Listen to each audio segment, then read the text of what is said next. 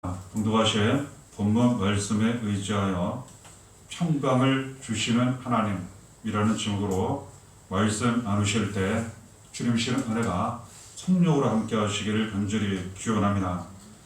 봉독하신 빌립보서 4장 6절을 보면 아무것도 염려하지 말고 다만 모든 일에 기도와 간구로 너희 구할 것을 감사함으로 하나님께 아뢰라 말씀하십니다.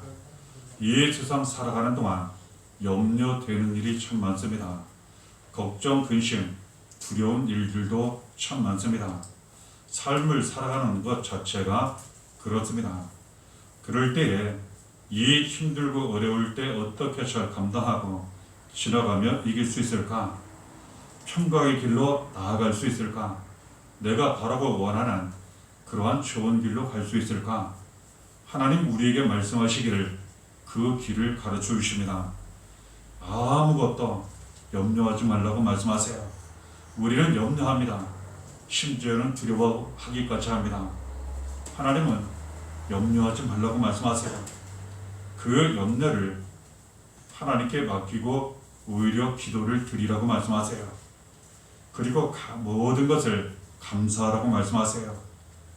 이처럼 모든 염려와 근심, 걱정, 염려, 그 두려움을 다 하나님께 맡기고 의지하고 기도하면, 감사하면 하나님이 이것을 다 받으시고 우리를 도와주신다고 말씀하십니다. 봉독하신 빌립보서 4장 7절에 그리하면 모든 지각에 뛰어난 하나님의 평강이 그리스도 예수 안에서 너희 마음과 생각을 지키시리라. 이처럼 말씀하세요. 그리하면 모든 염려를 하나님께 맡기면, 기도하면, 감사하면, 그리하면 모든 지각에 뛰어난 하나님의 평강이 우리에게 주어진다고 말씀하세요.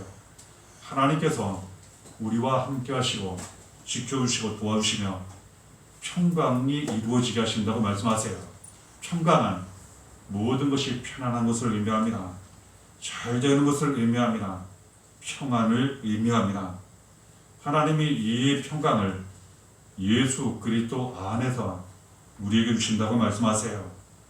모든 지각에 뛰어난 하나님이 주신다고 말씀하세요. 이것은 우리가 생각하는 그 이상으로, 모든 사람들이 생각하는 바라는 그 이상으로 하나님이 평강을 주신다는 그런 뜻이에요. 생각과 마음과 생각을 지켜주신다고 말씀하세요. 우리는 마음이 불안하고 두렵고 염려될 때가 있어요. 삶으로 말미암아 우리의 생각이 그럴 때가 있어요. 또는 간절히 바라고 원하는 소원이 있어요. 하나님이 우리의 마음과 생각을 지켜주시고 평강을 주신다고 말씀하세요.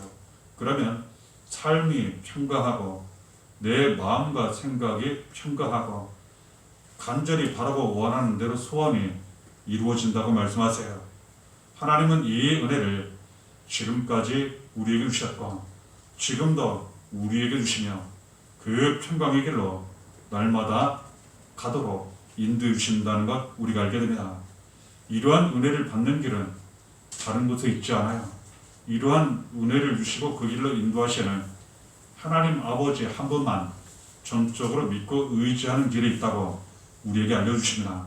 그러므로 모든 염려를 일단은 먼저 하나님께 맡겨야 합니다. 내가 짊어지고 그것을 해결하고 그 길로 날마다 가면 더 어려워질 수밖에 없어요. 평안이 나타나지 않습니다. 이에 대하여 하나님 거듭 말씀하세요. 베드로전서 5장 7절에 너희 염려를 다 주께 맡기라. 이는 그가 너희를 돌보심이라. 우리가 모든 염려를 하나님께 맡겨야 합니다. 하나님은 우리를 사랑하시고 돌봐주시기 때문에 그 염려되는 일, 두려운 일들이 그대로 나쁘게 일어나지 않게 하시고 또는 잘 해결되게 하셔서 평강하도록 함께 하시고 도와주신다는 것을 우리가 알게 됩니다. 그러니 모든 염려를 하나님께 맡기라고 말씀하세요. 내가 끌어안고 어떻게 해결하려 그리하지 말고 하나님께 다 맡겨드리라고 말씀하세요. 그리하면 하나님이 우리를 돌보신다고 말씀하세요. 그러면 그 염려와 두려움, 근심, 걱정 속에 우리는 세상에 줄 수 없는 하나님만 우리에게 주시는 평강을 얻게 됩니다. 평강을 누리게 되고 그 모든 일들을 잘 감당하며 이겨나가게 돼요. 시편 37편 5절에도 하나님 말씀하세요. 내 길을 여호와께 맡기라. 그를 의지하면 그가 이루시고. 바라고 원하는 대로 잘 이루어지면 염려가 없어요. 두려움이 없습니다. 근심, 걱정이 없습니다. 그런데 왜 이러한 염려, 근심, 걱정, 두려움이 있습니까? 내가 바라고 원하는 대로 잘 이루어지지 않더라는 거예요. 하나님 말씀하시기를 내 길을 하나님께 맡기라고 말씀하세요. 그래서 하나님께서 인도해 주시는 그 길만 따라가라고 말씀하세요. 우리는 할 수 없으나 해결할 수 없으나 이룰 수 없으나 하나님은 사람이 아니시니 모든 것을 아시고 모든 것을 이루신다고 말씀하세요. 그러니 내 길을 하나님께 맡겨드리기만 하면 하나님이 가장 좋은 길로 인도하시고 모든 일이 잘 이루어지도록 내 마음과 생각대로 잘 이루어지도록 평강하도록 함께 하시고 인도하신다는 것 우리가 알게 돼요. 그러니 모든 염려를 우리의 모든 삶을 하나님께 맡기라고 가르쳐 주시는 말씀을 통해 우리는 붙잡게 됩니다. 하나님께 맡길 때에는 기도를 하라고 말씀하세요. 기도를 드릴 때에는 모든 일에 기도하라고 말씀하세요. 그렇습니다. 우리는 하나님 앞에 모든 일에 대하여 기도를 드려야 돼요. 기도가 중요한 이유는 우리의 모든 염려와 두려움과 근심, 걱정을 하나님께 맡기고 의지할 뿐만 아니라 우리의 모든 삶을 하나님께 맡기고 의지하는 거예요. 그리하면 하나님이 다 들으시고 응답하시며 우리의 마음과 생각대로 잘 이루어지도록 평강하도록 도와주신다는 것 알게 됩니다. 시편 86편 7절에 기도에 대하여 말씀하십니다. 나의 환난 날에 내가 주께 부르짖으리니 주께서 내게 응답하시리이다. 우리는 힘들고 어려울 때 누군가의 도움이 필요합니다. 절박할 때 더욱 그렇습니다. 하나님께 간절히 환난 날에 부르짖어 기도하면 하나님이 꼭 들으시고 응답해 주신다고 말씀하세요. 잘 감당하고 이기도록 함께해 주실 뿐만 아니라 때가 되면 그 모든 환난에서 벗어나도록 구원해 주신다고 말씀하세요. 기도는 이런 의미가 있어요. 그러니 우리는 모든 일에 대하여 하나님께 맡기고 의지하며 기도하고 특별히 힘들고 어려울 때 모든 환난 속에 하나님 앞에 간절히 부르짖어 기도하면 하나님이 다 들으시고 꼭 응답해 주시며 가장 좋은 평강의 길로 가게 하신다는 것 우리가 알게 됩니다. 잠언 3장 5절 6절에 하나님 가르쳐 주시는 그러한 내용이 있어요. 너는 마음을 다하여 여호와를 신뢰하고 내 명체를 의지하지 말라. 너는 범사에 그를 인정하라. 그리하면 내 길을 지도하시리라. 우리가 하나님을 믿고 의지할 때, 하나님을 찾을 때, 하나님을 사랑한다 할 때, 기도를 드릴 때 마음을 다해야 돼요. 그냥 대충, 그냥 간단히 아닙니다. 심지어 예수님은 말씀하시기를 마음을 다하여, 뜻을 다하여, 심지어는 목숨을 다하여 하나님을 사랑하라고 가르쳐 주셨어요. 우리의 모든 삶을 하나님께 맡기고 의지하며 기도를 드릴 때는 마음을 다해야 합니다. 그리고 하나님을 전적으로 신뢰해야 합니다. 신뢰는 무엇입니까? 하나님께 모든 것을 맡기고 의지하는 거예요. 내 명철을 의지하지 말라. 내 생각대로 내 마음대로 세상 따라 다른 사람들 따라 그리하지 말라는 거예요. 모든 것을 다 버리고 내려놓고 오직 우리의 구원과 생명이 되시는 전부가 되시는 하나님 아버지 한 분만 전적으로 믿고 의지하라고 가르쳐 주십니다. 범사에 그를 인정하라. 모든 삶 속에 하나님을 인정하는 것이 중요해요. 그래서 어떠한 일을 시작하기 전, 결정을 하고 계획하기 전 하나님 앞에 먼저 기도하고 뜻을 구하고 잘 이루어진 다음에는 모든 감사와 영광을 하나님께 올려드리고 우리는 모든 일에 대하여 하나님께 맡기고 의지하며 인정해야 한다는 거예요. 그리하면 내 길을 지도하시리라. 하나님이 더욱 우리의 길을 인도하신다고 말씀하세요. 기도는 이러한 은혜가 있다는 것, 이러한 의미가 있다는 것, 주시는 말씀을 통해 우리는 더욱 깨닫게 됩니다. 이러한 귀한 은혜를 받은 한 사람의 이야기를 우리는 성경 말씀을 통하여 직접 확인하게 됩니다. 다윗에 대한 이야기입니다. 다윗이 하나님 은혜로 나라를 구하고 왕과 백성을 구하고 이스라엘의 장군이 되어 수많은 전쟁에 승리하게 됩니다. 백성들이 칭찬합니다. 여기까지는 좋았습니다. 문제는 당시에 사울 왕이 시험에 들어요. 자기보다 백성들이 장군인 자기 부하 신하인 다윗을 더 칭찬하고 사랑하니까 그래서 죽이려 합니다. 다윗은 같이 싸울 수 없고 도망을 다니게 돼요. 이스라엘 나라에서는 더 이상 숨을 곳이 없어요. 그래서 자기가 직접 전쟁하고 물리치고 이기기까지 했던 블레셋 나라로 도망 들어가 숨어 살게 됩니다. 거기에서 목숨을 건지기 어려워요. 그래서 미친 척까지 하게 됩니다. 그래서 그 왕을 속이고 그리고 신뢰를 얻어 한 지역을 얻어 자기와 같이 함께한 사람들과 더불어 블레셋 땅에서 살게 돼요. 이 블레셋이 전쟁을 하게 되었어요. 그래서 이 다윗이 눈치가 보여 자기 사람들을 이끌고 블레셋 왕을 찾아가 왕을 돕겠습니다. 저희도 당신들의 전쟁 같이 참여하겠습니다. 문제는 블레셋 왕은 인정을 하고 신뢰를 하는데 그 신하들은 다윗을 인정하지 않아요.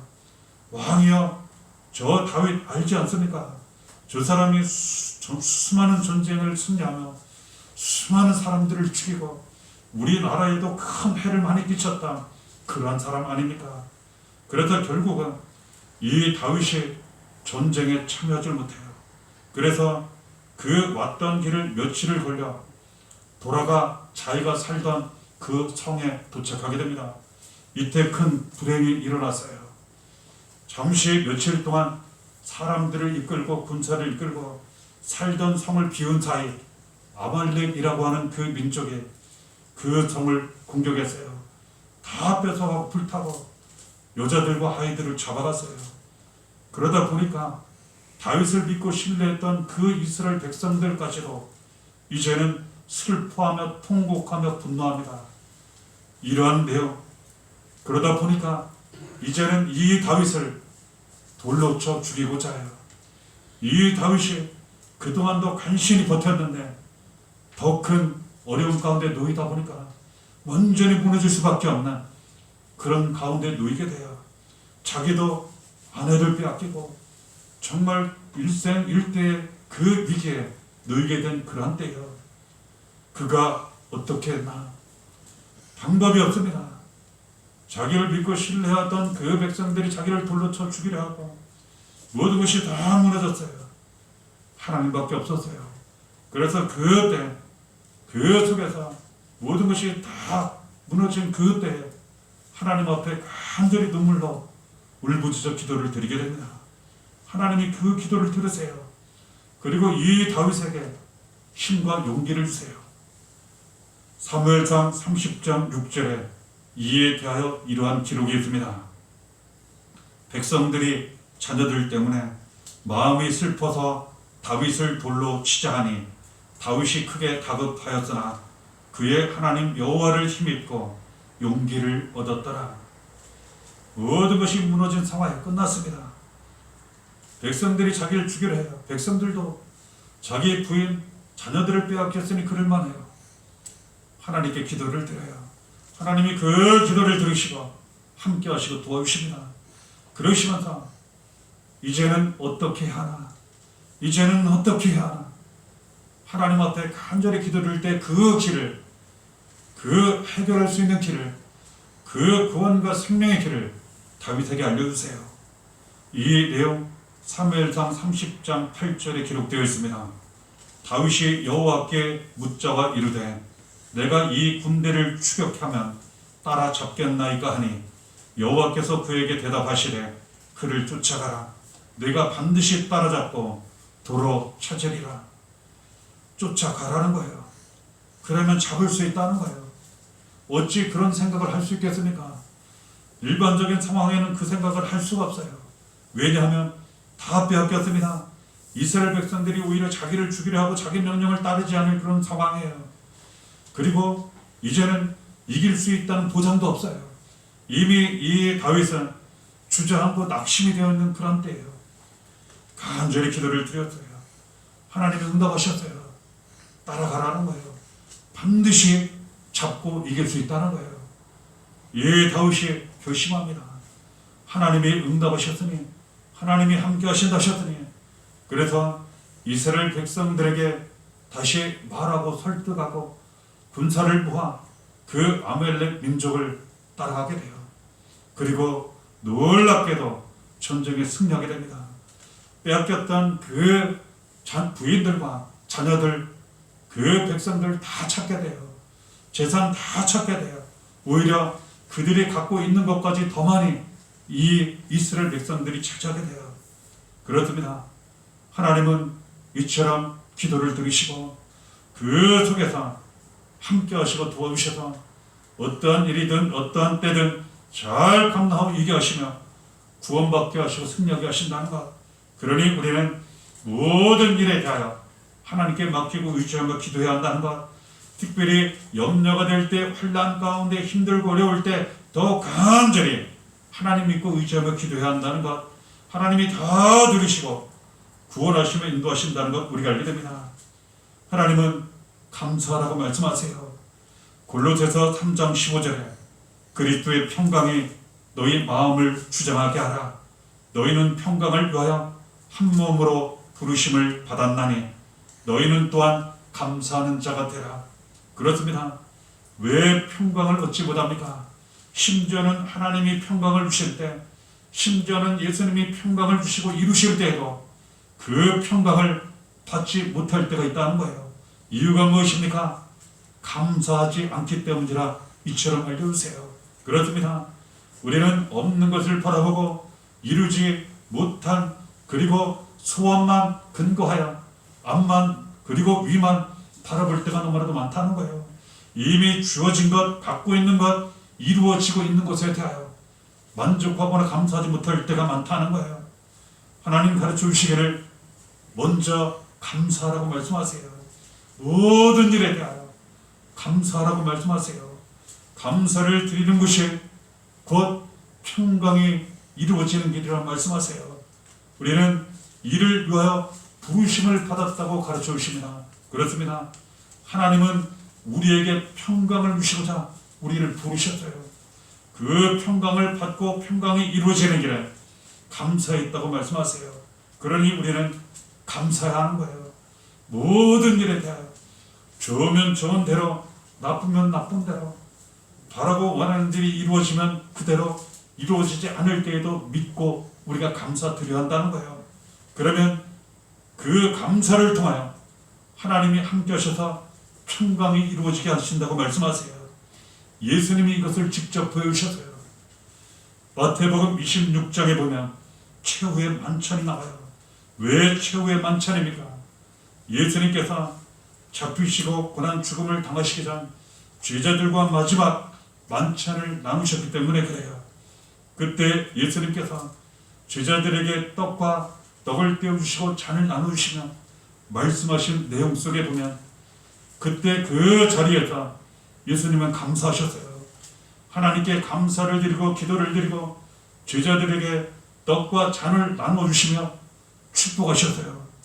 마태복음 26장 26절에 예수께서 떡을 가지사 축복하시고 떼어 제자들에게 주시며 이르시되 받아서 먹으라, 이것은 내 몸이니라 하시고. 그렇습니다.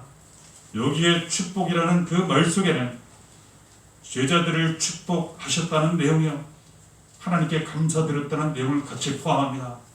예수님은 떡을 우리가 나누는 그 청찬식처럼 제자들에게 주시며 내 몸이라 하셨어요. 뿐만 아닙니다.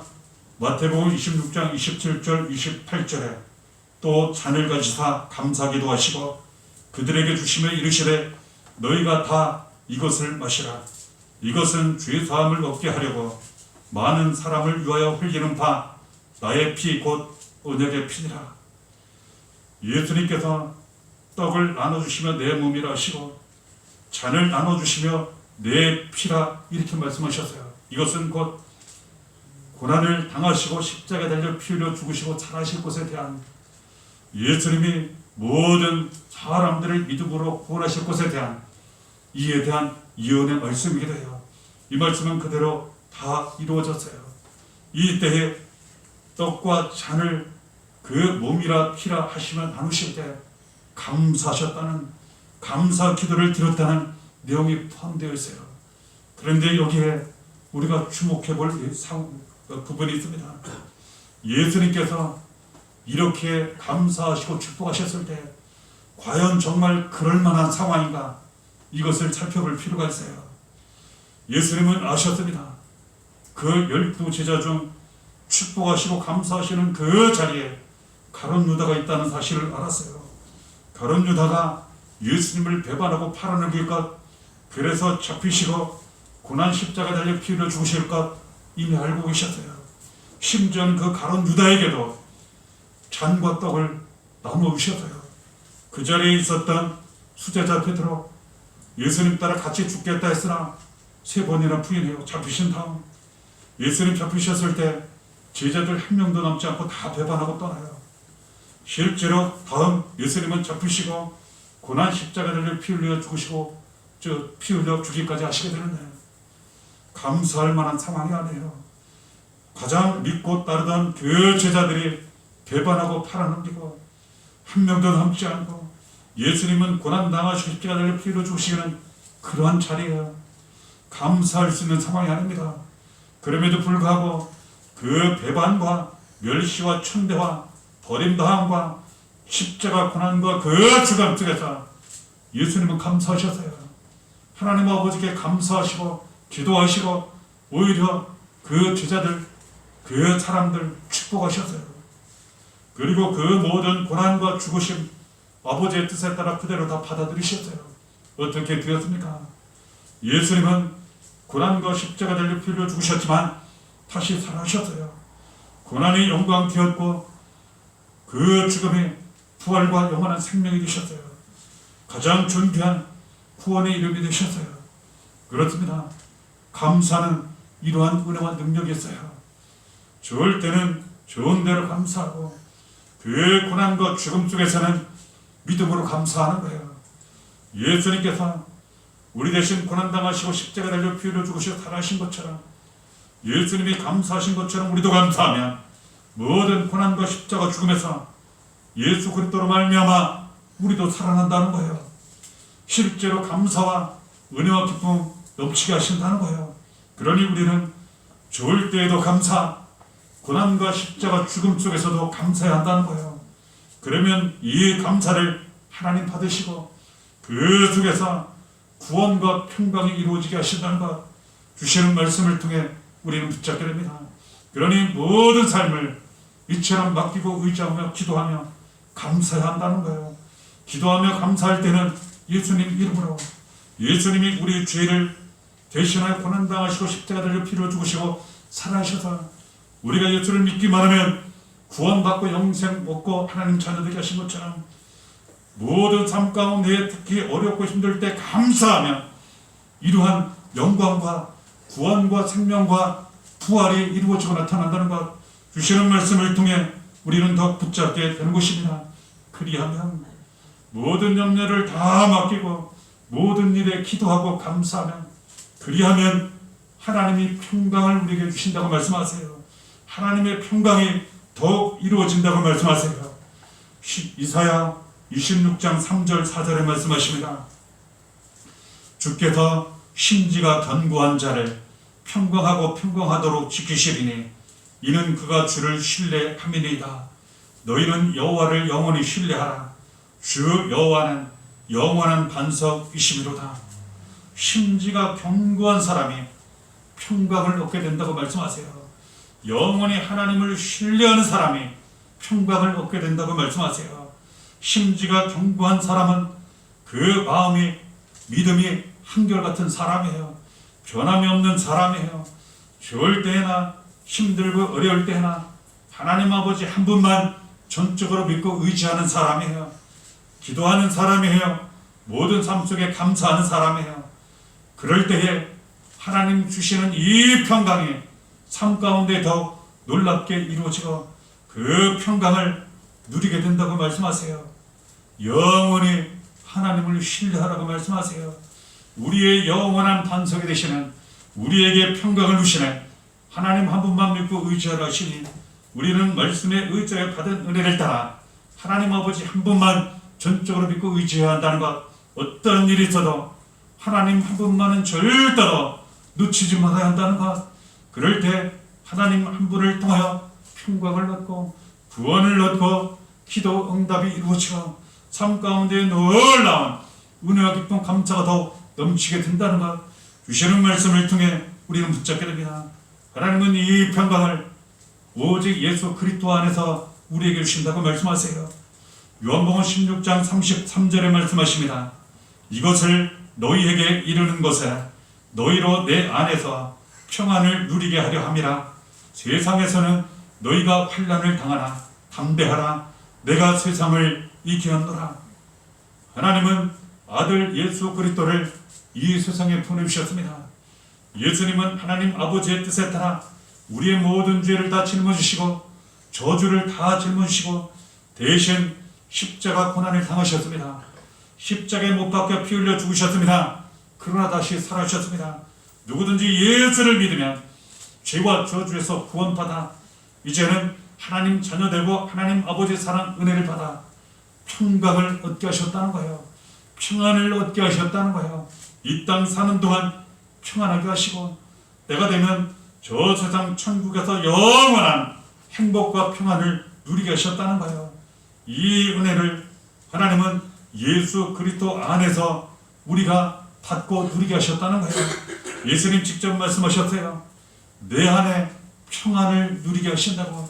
그러니 우리는 하나님을 믿고 의지할 뿐만 아니라 하나님 아버지의 뜻이 이루어지는 우리에게 구원과 영원한 생명 평안을 주시는 예수 그리스도를 믿는 믿음으로 날마다 예수 안에 살아가야 한다는 것 말씀을 통해 우리는 붙잡게 됩니다.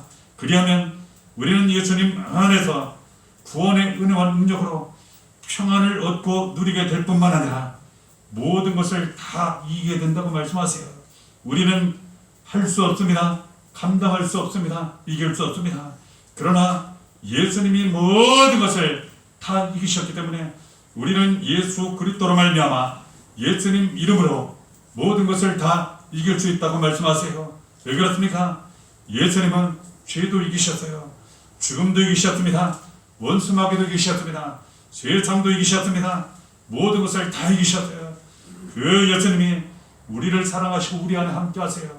우리가 예수님 안에 있기만 하면 세상에 줄 수 없는 주님만 주시는 평안을 누리고 예수 그리스도의 이름으로 모든 것을 감당하며 승리하게 된다는 것, 그리고 구원과 영원한 생명으로 평강을 더 누리게 된다는 것, 주시는 말씀을 통해 우리는 붙잡게 되는 것입니다. 하나님 우리에게 가르쳐 주십니다. 모든 염려를 하나님께 맡기고 의지하라고. 이 세상 모든 삶을 모든 염려를 하나님 아버지께 맡기고 의지하시기를 바랍니다. 모든 일에 기도하시고 감사하시기를 바랍니다.